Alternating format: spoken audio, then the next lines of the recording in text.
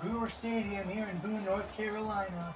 It's week one of the college football season, and we're set to bring you Appalachian State football right here on the Horn Sports Network. The Mountaineers are at home today as they're set to kick off the year against FCS Midwest. And it's a little bit of a homecoming of sorts here in Boone, as the prodigal son Armani Edwards has returned home for the first game as head coach of his alma mater, and we'll see how Appalachian State fares in the home opener today. Opening kick coming up next on the Horn Sports Network. It'll be a 2nd and 5 here early in the ball game. The give goes to Haywood. Haywood bouncing off the seam, takes it to the outside, sheds off one tackle. He's got a seam going down the sideline. Finally going to be wrangled down at the 16-yard line. It'll be a big gain on the second play from scrimmage as the senior running back Mikel Haywood gets the ball on the read option. Ran into a little trouble early as it looked like he might run into one of his own men, but he was able to bounce it out. And in the end, it's going to be a 62-yard gain. And Appalachian State is in business now in the red zone. We'll see if they can take advantage of the big run here. It'll be a first down now. Back to pass is Joey Aguilar. He's going to be picked off. Intercepted. FCS Midwest has a takeaway going the other way. Now it'll be a 3rd down and 5. We'll see if the defense can get off the field. Roland Hughes right nowhere to go. He's swallowed up for a big sack. And the defense will do the job as big man Sean Collins, the junior defensive end. He came free. There were a whole host of defenders there. But the turnover's not going to matter as it's a 3-and-out going the other way. Now on first down, Joey Aguilar unloads, has a man deep, wants it all. It's going to be caught. Christian Horn, touchdown, Mountaineers.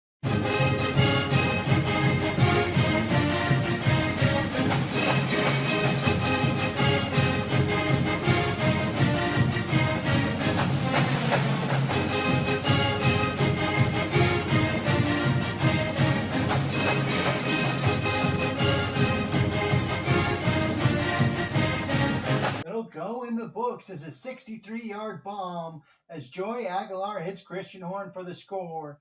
The senior-to-senior connection will put Appalachian State up 7-0 early as we still got 6:13 left in the first quarter here in this one. Now we send you out to the studio for our first studio update of the season.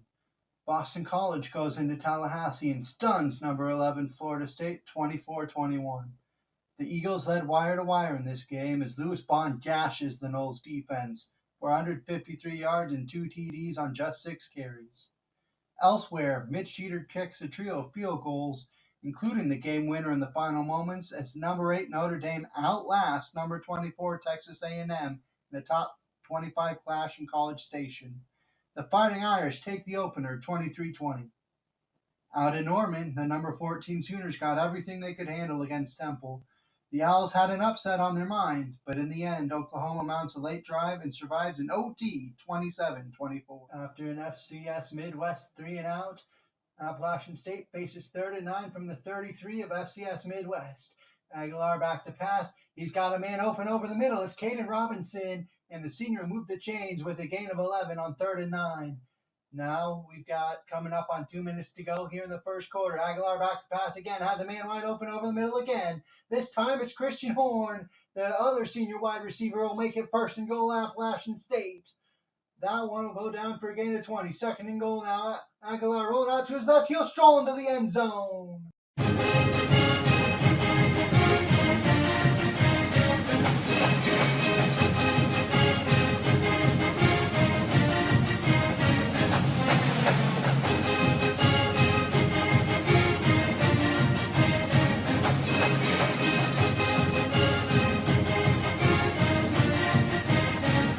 It's now 14-0 Mountaineers on Aguilar's 4-yard touchdown run. We've got a studio update for you. It's a wild ending here to the Ohio-Syracuse game. The Bobcats take the lead with 2.5 minutes left on freshman Ricky Hunt Jr.'s first career TD, but Kyle McCord would guide the Orange down the field, and Brody Denneberg knocks through his 4th field goal of the game to put Cuse on top with 1:18 to go. However, Ohio responds right back, driving into chip shot range in the final seconds, but Lewis misses it wide right, and Syracuse survives in the Carrier Dome. The Orange hang on in the opener and take this one by a score of 19-17. FCS Midwest got the ball now for another drive. 36 seconds left first quarter. Visitors looking to get something going as they find themselves down 14-0. They give the handoff, and that ball's on the turf. Appalachian State will scoop it up and the Mountaineers defense has forced its first turnover. I don't know what FCS Midwest had in mind, but surely it was not that. As the middle linebacker Broderick Gooch knocked that puppy free, and Michael Fletcher is there to scoop it off the turf. Appalachian State already up 14-0 in this one, in prime position to go up 3 scores thanks to a salty defensive takeaway right there. We're now early second quarter. It's 4th and inches. They'll give that ball to Eli Wilson, who's got the first down, gain to 3, move those chains for Appalachian State. And the Mountaineers now have it first and goal. Man comes free off the edge. Aguilar never saw him. It'll be a fumble right back, and FCS Midwest defense comes up with another takeaway. It'll be 3rd and 7 now. The offense really needing to cash in. They'll go the screenplay. Nothing doing right there. Seth Robertson said no way. And it'll be a 3 and out. 2nd and 11 now. Aguilar back to pass. Has a man, but he's not going to get it over the defender. That's going to be intercepted. 3rd turnover of the first half for the FCS Midwest defense. And this time the offense looking to capitalize, marching down the field. 4th and goal. That kick is going to be through the uprights, and FCS Midwest is on the board. It's 14-3 in favor of the Mountaineers. Now face a 3rd and 10, looking to maybe try and get some points on the board here before the half. Aguilar has a man open. It's Caden Robinson down the sideline. The senior trying to direct traffic, finally going to be knocked down at the 11-yard line. It's another splash play for this Appalachian State offense. They've had plenty of them so far in this first half. And Aguilar with his fair share of troubles. 3 first half turnovers, but give him credit. That throw right on the money. And the end result is a 43-yard strike to Caden Robinson. And the Mountaineers in prime position to score here in the first half. Clock winding down. They'll give to Kanye Roberts. He hurls it, is into the end zone. Touchdown, Appalachian State.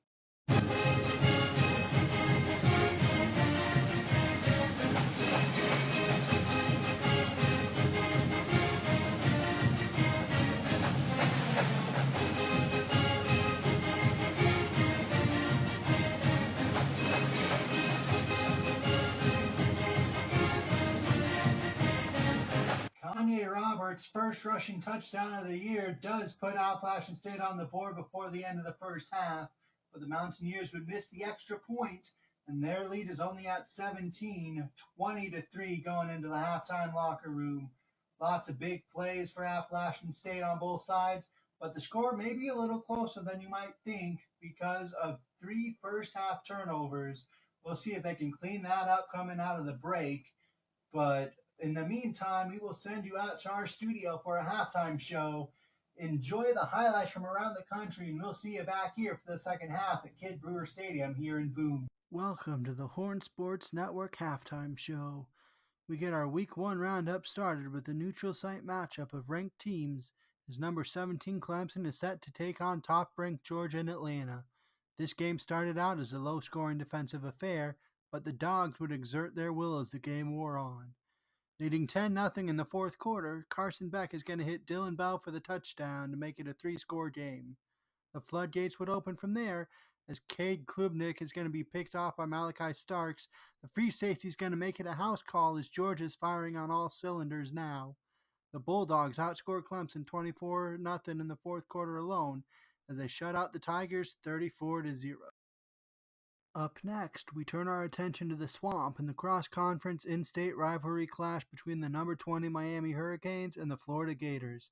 Let me tell you, this one got rowdy down in Gainesville. Miami led by 21 points with 7:39 remaining in the ball game, but Florida would slowly work its way back to within 1 score. Then, it's sophomore cornerback Jakeem Jackson who comes away with the interception to Cam Ward, and here come the Gators. Later on, with just over a minute remaining, Graham Mertz hits freshman K.D. Daniels for the touchdown, and Florida's come all the way back to tie it at 34. However, Ward would pick the Hurricanes up off the mat with this deep ball, and despite blowing a 3-score lead in the fourth quarter, Miami hangs on to fend off the Gators 37-34. Now we take you out to Morgantown as the unranked Mountaineers are giving number 7 Penn State a run for their money. Knotted at 31 apiece in the fourth quarter, a roughing the punter on the Nittany Lions extends the drive, and West Virginia will take advantage as Garrett Green hits Justin Robinson for 23, and then Jaden Bray for 4 more in the go-ahead TD. The clock is ticking on Penn State, which faces a 4th and forever deep in its own territory. Drew Aller takes the shot deep, but it's picked off by Kikora Tarnu, and break out that coal miner hat in celebration, Mountaineers. Green throws for 302 yards and 5 touchdowns. Robinson and Bray both collect a pair of TD receptions, and West Virginia springs the upset 41-34.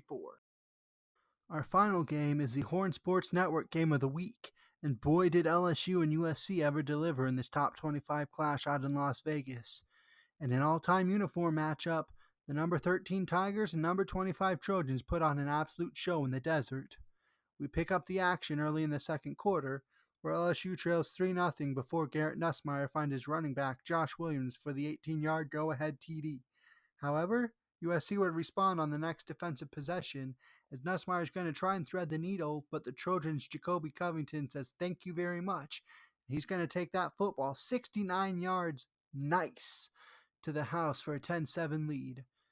Not to be outdone, Williams would cash in with his second touchdown of the ball game to put the Tigers back in front on the next drive. LSU would tack on another tutty late in the first half, as Nussmeier connects with C.J. Daniels for 6.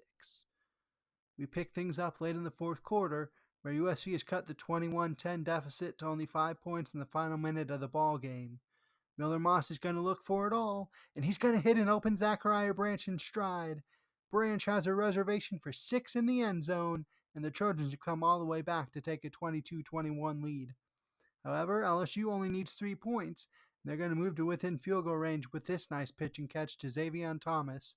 There's 23 seconds left now. Nussmeier's going to go for it all, and he's got Thomas again. Thomas, party of 6 in the end zone as the Tigers land the final blow. Your final score in this one is 29-22. That'll do it for the Horn Sports Network halftime show. Now we send you back out to Boone for the second half between Appalachian State and FCS Midwest. FCS Midwest ball here, first down, early third quarter. Rolling out to his left, pressure comes, they're going to get to him. It'll be Brandon Harrington who comes up with a major sack here on the opening drive of this third quarter.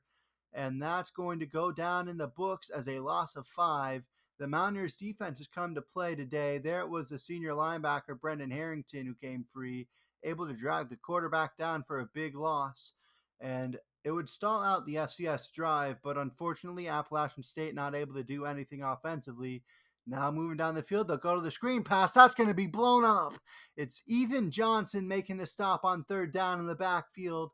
Loss of 4, out comes the field goal unit, and that ball is going to be right through the pipes. Just like that, it's a 2-possession ball game here in Boone. Appalachian State getting risky here, going for it on 4th and 2 in their own territory. The give goes to Anderson Castle, who moved the change with a gain of 6, and that'll bring us to the end of the third quarter. Appalachian State leads it 20-6, but FCS Midwest is hanging around, and we'll see if they can make a run. And now we kick it out to the studio for a brief update.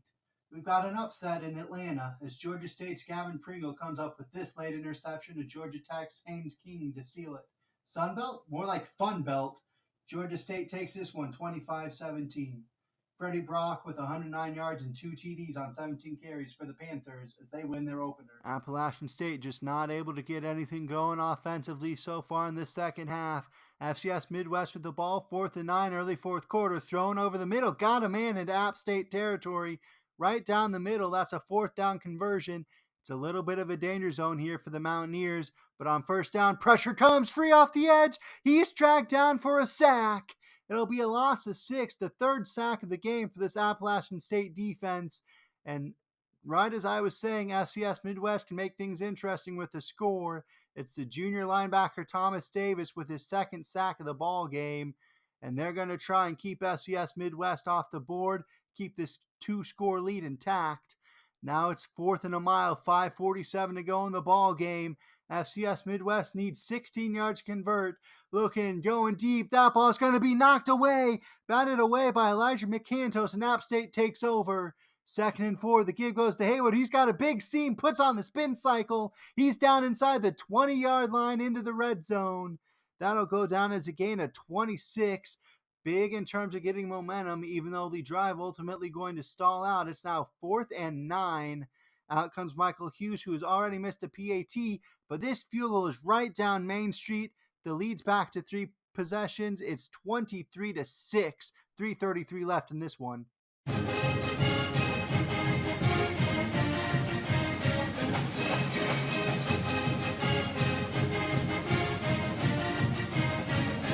Got another studio update in store for you as the Fun Belt delivers once again. Down by 5 in the final minute, the Chanticleers convert fourth and ball game in a major way as Kane Barong gets open for the 21-yard touchdown. Barong finishes with 150 yards and 3 TDs, but quarterback Noah Kim takes player of the game honors with 374 yards and 4 scores as Coastal Carolina takes down Jacksonville State 46-45. This one not quite over yet. 2nd and 10, 1:57 left. The ball inside the red zone at the 11 of Appalachian State. Looks thrown to the end zone, batted away, but it's going to be caught off the deflection. And that'll be a touchdown for FCS Midwest. An unexpected turn of events here as that ball probably should have been picked off in the end zone to seal away this win. But instead it'll end up as 6 points for FCS Midwest to cut it back to a 2-score game. Kari Tubbs, the senior running back, in the right place at the right time, and the visitors not going away.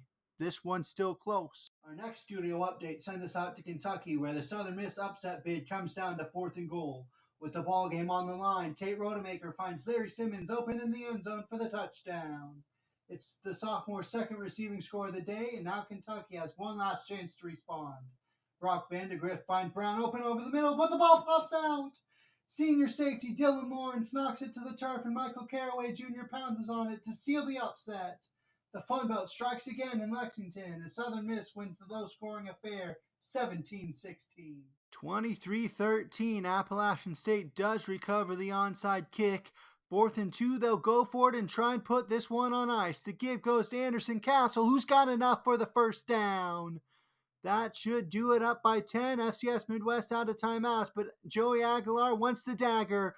Going deep, got to manage Christian Horn. Touchdown, Appalachian State. 39 yards, his second score of the game.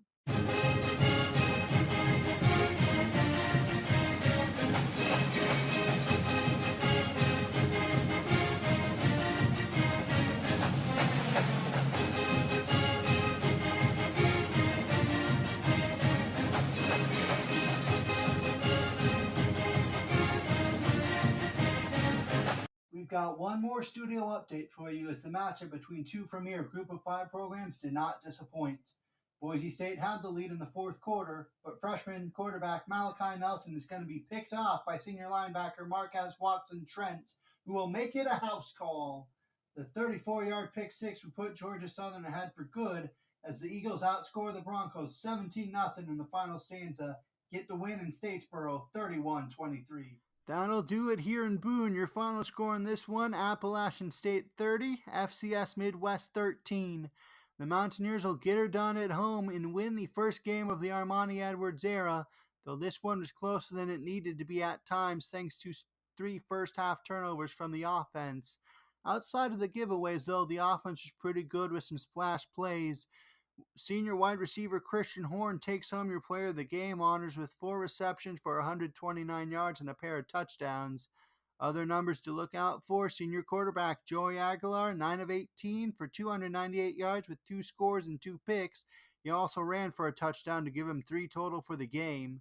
Senior running back Mikel Haywood, 18 carries, 136 yards. He was effective. Kanye Roberts, the backup, added a rushing touchdown.